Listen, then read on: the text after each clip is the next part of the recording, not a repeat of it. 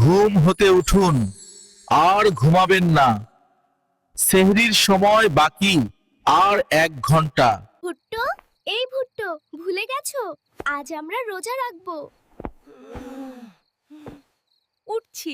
আজ ভুট্টো ও কুটি প্রথম রোজা রাখবে। তারা যে অভ্যাস শুরু করছে, আমি অনেক খুশি। দেখো ভুট্টো কি করছে।